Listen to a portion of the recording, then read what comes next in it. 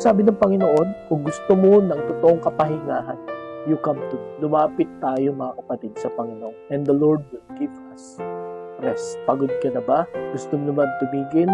Lalo na sa paglilingkod sa Panginoon. You rest. You need rest. At sa iyong pagpapahinga, lumapit ka sa Panginoon. Lumapit tayo sa Panginoon, and the Lord will give us rest.